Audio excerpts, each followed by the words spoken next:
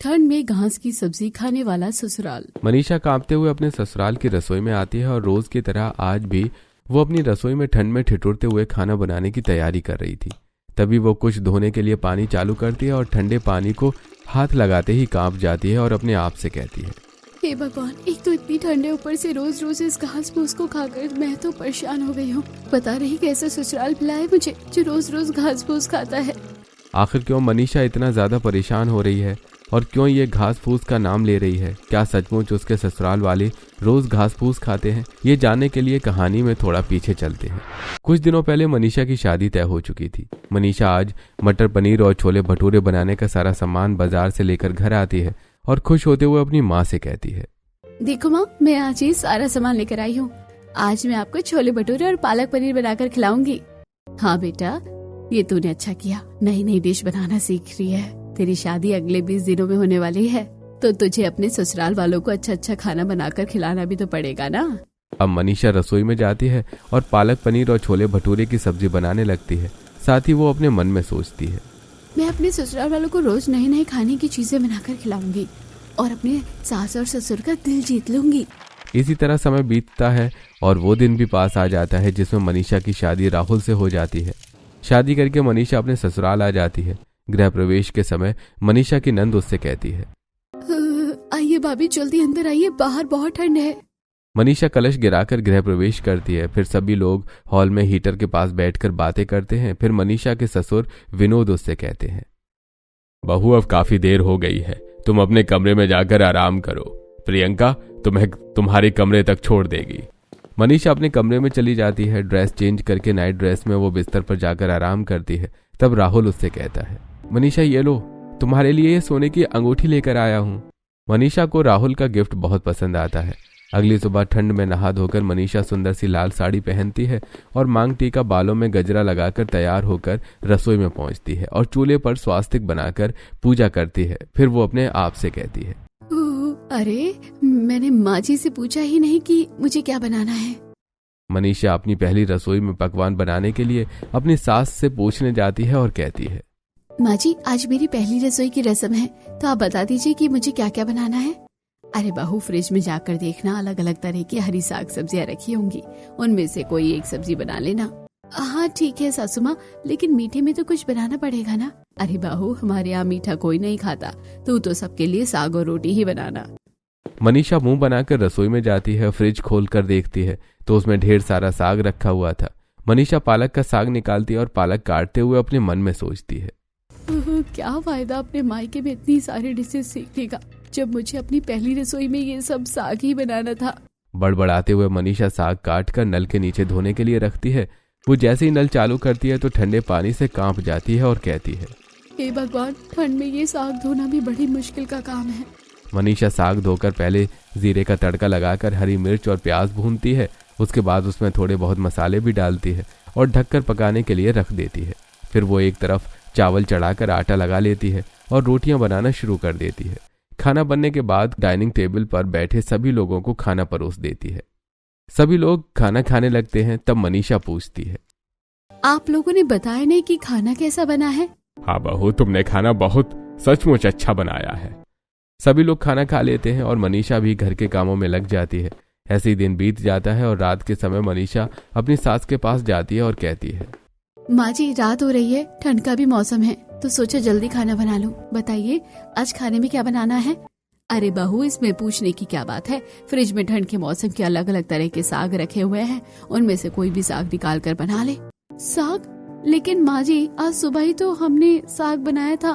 बेटा, हमारे यहाँ सभी लोग बस खाने में साग ही खाना पसंद करते हैं। हाँ, तू उसे अलग तरह से बना सकती है। फिर मनीषा रसोई में जाती है और फ्रिज खोलकर देखती है तो उसमें बथुए और मेथी दोनों का साग रखा हुआ था। मनीषा उन दोनों को फ्रिज से निकालती है और जैसे तैसे काट कर नल के नीचे धोने के लिए रखती है। नल के नीचे हाथ लगाते ही उसे बहुत जोरों की ठंड लगती है और वो कांपते हुए अपने आप से कहती है, हे भगवान, क्या जरूरत है मेरे ससुराल वालों को रोज घास खाने की। इसे खाना ही मुश्किल नहीं, इसे तो धोना भी बहुत मुश्किल है ठंड में। फिर मनीषा साग को धोकर इस बार मेथी का तड़का देकर उसमें थोड़ा बेसन डालती है और फिर साग और टमाटर डालकर उसे बना लेती है और डाइनिंग पर खाना परोस देती है। सभी लोगों को नई तरह का यह साग बहुत पसंद आता है। ऐसे ही 3 दिन बीत जाते हैं। फिर मनीषा अपनी सास से कहती है, माँ जी, जब से मैं आई हूँ सिर्फ घास, मेरा मतलब है साग ही बन रहा है। यदि आप कहे तो आज शाम को मैं कोई और तरह की सब्जी बना दूं? नहीं मनीषा, उसकी कोई जरूरत नहीं। हम सभी इस ठंड में तो दोनों टाइम सिर्फ साग ही खाते हैं। मनीषा अपनी सोच में खोई हुई थी। तभी शोभा वहां आकर कहती है, बहू, खाना कितनी देर में बन जाएगा? सभी को बहुत भूख लगी है। बन ही गया है माँ जी, मैं परोसती हूँ। ऐसा कहकर मनीषा डाइनिंग टेबल पर बैठे सभी लोगों को खाना परोस देती है और जैसे तैसे खुद भी वही साग और रोटी खा लेती है। अगले दिन जब मनीषा रसोई में साग बना रही थी तब उसकी माँ का फोन आता है। हाँ माँ, कैसी हो तुम? मैं तो अच्छी हूँ बेटा, लेकिन तू इतनी धीमी आवाज में बात क्यों कर रही है? क्या हुआ? तेरी तबीयत तो ठीक है ना? माँ, मेरे ससुराल वाले रोज रोज घास फूस खाते हैं, मैं तो परेशान हो गई हूँ। बेटा तू क्या कह रही है, मुझे ठीक तरह से तो बता। माँ, मेरे ससुराल में रोज सिर्फ घास बनती है और मुझे भी उनके साथ साथ वही खाना पड़ता है। क्या घास बनती है? घास का मतलब साग खाते हैं। बेटा तो इसमें परेशान मत हो, अभी तुझे गए हुए 15 दिन ही तो हुए हैं, धीरे धीरे बहुत सारी चीजें बदल जाएंगी, तू थोड़ा धैर्य रख। बातें करने के बाद मनीषा फोन रख देती है। अगले दिन दोपहर में मनीषा की नंद कहती है, भाभी, हम दोनों आज अपने फार्म हाउस जाएंगे और हम दोनों का खाना भी रख लेना। हम अपना अपना खाना वहीं खा लेंगे। मैंने माँ से कह दिया है। Farm house? तुम्हारा मतलब है कि हमारा फार्म हाउस भी है? हाँ भाभी, हमारा फार्म हाउस भी है। आज मैं आपको फार्म हाउस घुमाने ले जा रही हूँ। मनीषा प्रियंका के साथ अपने फार्म हाउस घूमने के लिए निकल पड़ती है। थोड़ी देर बाद वो लोग फार्म हाउस पहुंचते हैं तो मनीषा देखती है कि उसके खेतों में दूर दूर तक मूली, बथुआ, पालक और मेथी के साग लगे हुए हैं। साथ में हरी मिर्च और टमाटर भी लगे हुए हैं। ये देखकर मनीषा बहुत खुश हो जाती है और कहती है, अरे वाह, कितना सुंदर खेत है हमारा। प्रियंका, चलो हम दोनों सेल्फी लेते हैं और कुछ वीडियो भी बना लेते हैं। हाँ हाँ भाभी, चलो। दोनों नंद भाभी खेतों में फोटो लेती हैं और कुछ वीडियो भी बनाती हैं। उसके बाद प्रियंका कहती है, भाभी, अब तो मुझे बहुत भूख लगने लगी है, चलो हम दोनों खाना खा लेते हैं। हाँ प्रियंका, खेतों में बैठकर खाना खाने का तो अपना ही एक अलग मजा है। दोनों खेत के किनारे लगे बरगद के पेड़ के नीचे बैठ जाती हैं और हल्की हल्की धूप में वो खाना खाने लगती है और साथ ही प्रियंका मनीषा को अपने खेतों के बारे में बताती है। भाभी, हमारे खेत के साग ऑर्गेनिक है, इसलिए हम सभी को बहुत पसंद है। मनीषा प्रियंका आपस में बहुत ढेर सारी बातें करती हैं। उसके बाद खेत के आसपास ठंड बढ़ने लगती है। तभी मनीषा और प्रियंका घर के लिए थोड़ा सा साग तोड़ लेती हैं और फिर वो लोग घर आ जाती हैं। घर आते ही शोभा कहती है, आ गई बहू, कैसा लगा हमारा फार्म हाउस? माँ जी, फार्म हाउस तो सच में बहुत अच्छा है और देखिए हम वहाँ से साग भी तोड़ कर लाए हैं। बेटा, उस फार्म हाउस में हमारी बड़ी ही मेहनत लगी है। सारी ऑर्गेनिक सब्जियां हैं वहाँ पर और उसे बेचकर हमें अच्छा खासा मुनाफा होता है। ठीक है मनीषा बहू, अब तुम रसोई में जाओ और पालक का साग बना लो। जी माँ जी। मनीषा रसोई में जाती है और मुंह बनाकर पालक का साग बना देती है और सभी लोगों को खाना लगा देती है। उसके बाद वो अपनी सास से कहती है, माँ जी, आज मुझे भूख नहीं लगी है, मैं खाना नहीं खाऊंगी और मुझे काफी ठंड भी लग रही है, तो ऐसा करती हूँ कि अपने कमरे में जाकर आराम करती हूँ। ठीक है बहू, अगर तेरी तबीयत ठीक नहीं है तो तू दवा खा लेना। जी माँ जी। ऐसा कहकर मनीषा अपने कमरे में चली जाती है और कमरे में जाकर रजाई ओढ़कर टीवी चालू करके टीवी देखने लगती है। थोड़ी देर बाद राहुल कमरे में आता है और मनीषा से कहता है, मनीषा, आज तुमने खाना क्यों नहीं खाया? अरे मैं जानता हूँ कि तुम्हारी तबीयत बिल्कुल ठीक है, तुमने माँ से झूठ कहा है। राहुल, तुम्हारे यहाँ खाने के लिए बनता ही क्या है? रोज रोज घास फूस कौन खाता है? मुझे तो बिल्कुल भी पसंद नहीं है घास फूस खाना, ऊपर से ये हर दिन मुझे वही खाना पड़ता है। अच्छा, तो तुम्हें इस बात का गुस्सा है? देखो मनीषा, माँ ने अपने जीवन में बहुत सारी परेशानियां झेली है, इसलिए वो थोड़ी कंजूस है और उसी की वजह से ही वो दूसरी सब्जियां नहीं बनवाती। वैसे हमारी खेतों की सब्जियां हमें बहुत पसंद आती हैं, इसलिए हम में से कोई कुछ कहता भी नहीं है। राहुल, तुम्हें वो सब्जी अच्छी लगती है पर मुझे तो सिर्फ वो घास फूस लगती है। ठीक है मनीषा, तो तुम कल से अपने लिए साग के साथ आलू या कुछ और मिलाकर बना लिया करो। हाँ राहुल, लेकिन मैं कब तक ये घास फूस खाती रहूंगी? मनीषा, कुछ दिनों की बात है, धीरे धीरे मैं माँ को समझा दूंगा कि वो तुम्हारे लिए दूसरी सब्जियां बनवाए, लेकिन अभी तो तुम्हें यही खाना पड़ेगा ना। राहुल के समझाने पर मनीषा समझ जाती है। अगले दिन सुबह मनीषा रसोई में जाकर मेथी का साग तोड़ती है और उसमें आलू काटते हुए अपने आप से कहती है, आज तो मेथी के साग में आलू डालकर बनाऊंगी। कम से कम आलू और मेथी तो खाने को मिलेगी। ये घास फूस खाकर तो मैं परेशान सी हो गई हूँ। प्रियंका मेथी के साग में आलू डालकर बना देती है और सभी के लिए खाना लगाती है। तब तक सभी लोग खाने के टेबल पर आ जाते हैं। जैसे ही शोभा मेथी के साग में आलू डला हुआ देखती है तो वो गुस्सा होते हुए कहती है, ये क्या बहू, तुमने साग में ये आलू क्यों मिला दिए है? माँ जी, साग में आलू मिलाकर खाना अच्छा लगता है, आप एक बार खाकर तो देखो। अरे नहीं नहीं बहू, हम लोगों से साग में आलू नहीं खाए जाते हैं। तुम तो ऐसा करो कि दूसरा साग बनाकर ला दो, तब तक हम खाने का इंतजार कर लेंगे। हाँ भाभी, पिताजी सही कहते हैं, मुझे भी साग के साथ आलू नहीं खाए जाएंगे। मैं भी दूसरे साग का इंतजार कर लूंगी। मनीषा, जब ये लोग इतना कह ही रहे हैं तो तुम दूसरा साग बनाकर ला ही दो, और ऐसा करना कि तुम ये साग और आलू खा लेना। राहुल की बात सुनकर मनीषा राहुल को गुस्से से देखती है, फिर रसोई में चली जाती है और दोबारा मेथी का साग काटते हुए अपने आप से कहती है, समझ क्या रखा है इन लोगों ने मुझे? आखिर साग में आलू डालकर बनाने में बुराई क्या है? बस इन्हें तो घास फूस खाना है और साथ में मुझे भी ये लोग घास फूस ही खिलाते हैं। जैसे तैसे प्रियंका मेथी का साग बनाकर लाकर सभी के सामने रखती है। तब शोभा खुश होते हुए कहती है, बहू, अब तुमने बनाया ना सही मायने में साग। जब तक हम साग नहीं खाते हमारा तो पेट भरा ही नहीं लगता है। चलो आओ बैठो। बहू, तुम भी हमारे साथ खाना खा लो। मनीषा सभी को मेथी का साग परोसती है और सभी लोग खाना खाने लगते हैं। तब राहुल मनीषा से कहता है, मनीषा, हम लोगों को तो साग ही अच्छा लगता है, लेकिन तुम आलू और मेथी खा सकती हो। तुम बैठो और खाना खा लो। मनीषा एक बार फिर से गुस्से से राहुल को देखती है और बैठकर आलू मेथी का साग और रोटी खा लेती है। खाना खाकर सभी लोग अपने अपने काम पर चले जाते हैं और मनीषा भी घर के कामों में लग जाती है। दोपहर में वो कपड़े धोकर छत पर फैलाने के लिए जाती है। तब भी पड़ोसन सितारा मनीषा को ताने मारते हुए कहती है, कैसी हो मनीषा भाभी? हाँ सितारा, मैं अच्छी हूँ, तुम बताओ कैसी हो? मैं तो अच्छी हूँ भाभी, लेकिन आप बताओ आप कैसी हो? कहीं आप रोज रोज साग खाकर बोर तो नहीं हो गई? वैसे तुम्हें कैसे पता कि मैं रोज रोज साग ही खाती हूँ? मनीषा भाभी, मुझे ही नहीं बल्कि सारी कॉलोनी को पता है कि आप यहाँ रोज रोज अपने फार्म हाउस का ही साग खाती हो। आपके ससुराल में तो सभी को रोज रोज साग खाने की आदत है, लेकिन आप नई नई आई थी ना, तो आपको परेशानी भी होती होगी। नहीं नहीं, मुझे कोई परेशानी नहीं होती। वैसे भी हमारे खुद के फार्म हाउस का साग है ना, तो मुझे बहुत पसंद आता है। तुम भी यहाँ आकर कभी खाओ ना, तुम्हें पता चलेगा कि उसका स्वाद कितना अच्छा होता है। मनीषा ऐसा कह रही थी, तभी प्रियंका पीछे से ये बात सुन लेती है। प्रियंका सितारा से कहती है, सितारा भाभी भड़का चुकी है भाभी को, तो अब नीचे भी चली जाओ। आपकी सास कब से आवाज दे रही है। प्रियंका, तुम तो हमेशा हर बात को गलत ही समझती हो। अच्छा, मैं चलती हूँ। ऐसा कहकर सितारा नीचे चली जाती है। तब प्रियंका मनीषा से कहती है, मनीषा भाभी, बहुत अच्छा जवाब दिया आपने सितारा भाभी को। उन्हें तो ऐसे ही उल्टी सीधी बातें करने की आदत है। आपने तो अपने जवाब से उनका दिमाग ही ठिकाने पर लगा दिया। ऐसा कहकर प्रियंका और मनीषा दोनों हंसने लगती हैं। रात हो जाती है। मनीषा कमरे में आती है तो देखती है कि राहुल मोबाइल चला रहा था। मनीषा राहुल को देखकर कहती है, तुम तो बड़े बेईमान निकले राहुल। तुमने तो मुझसे कहा था कि मैं अपने लिए आलू डालकर कोई भी साग बना लूं, और जब मैंने बनाया तो तुम्हारे घर वालों ने सपोर्ट नहीं किया और मैं फिर से साग बनाऊं। ओह मनीषा, बदलाव एक ही दिन में नहीं होता। मेरे घर वालों को हर दिन साग खाने की आदत है, तो उन्हें तो बुरा लगेगा ही, लेकिन तुम हर दिन कुछ न कुछ अलग बनाया करो।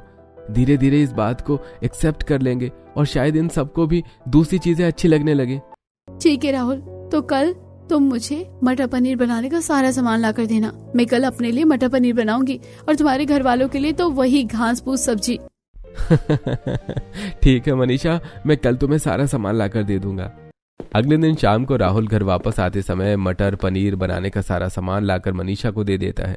मनीषा राहुल को देखकर मुस्कुराती है और रसोई में चली जाती है। फिर वो अपने आप से कहती है, ऐसा करती हूँ कि एक तरफ मैं मूली का साग बना देती हूँ और दूसरी तरफ मटर पनीर बना लेती हूँ। यही सोचकर मनीषा पहले मूली का साग काटती है और उसे एक गैस पर तड़का लगा देती है, और फिर वो दूसरी तरफ मटर पनीर का मसाला तैयार करके मटर पनीर बनाने लगती है। मटर पनीर बनाते समय खुशबू सारे घर में फैलती है। हॉल में बैठा विनोद शोभा से कहता है, अरे शोभा, आज तो रसोई से बड़ी अच्छी खुशबू आ रही है। ऐसा कौन सा साग बना रही है बहू जो इतनी अच्छी खुशबू आ रही है? हाँ जी, मैं भी यही सोच रही थी। तभी प्रियंका वहां आती है और कहती है, माँ, आज भाभी साग कुछ अलग तरह से बना रही है क्या? पूरे घर में इतनी अच्छी खुशबू फैल रही है। हाँ प्रियंका, मुझे भी ऐसा लगता है। ऐसा करो, रसोई में जाकर पूछ लो कि मनीषा आज ऐसा कौन सा साग बना रही है जो इतनी अच्छी खुशबू फैल रही है। अब प्रियंका रसोई में जाती है और मनीषा से कहती है, मनीषा भाभी, पूरे घर में इतनी अच्छी खुशबू आ रही है, ऐसा क्या बना रही हैं आप? कुछ नहीं प्रियंका, मैं जानती हूँ कि तुम लोगों को साग के अलावा कुछ भी खाना पसंद नहीं है, इसलिए तुम लोगों के लिए मैंने पालक का साग ही बनाया है। अच्छा भाभी ठीक है। अच्छा आप जल्दी से खाना लगा देना, खुशबू सुनकर मुझे बहुत भूख लग रही है। प्रियंका हॉल में आती है और अपनी माँ से कहती है, माँ आज भाभी हमारे लिए पालक का साग बना रही है और शायद ये खुशबू पालक के साग से ही आ रही है। थोड़ी देर बाद मनीषा सभी के लिए खाना लगा देती है।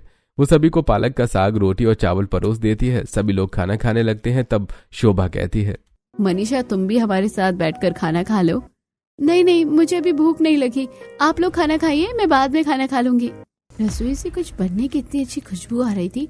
वो खुशबू जरूर इस साग की तो नहीं थी, जरूरी रसोई में कुछ और ही बना है जो भाभी ने हम सबको नहीं दिया है।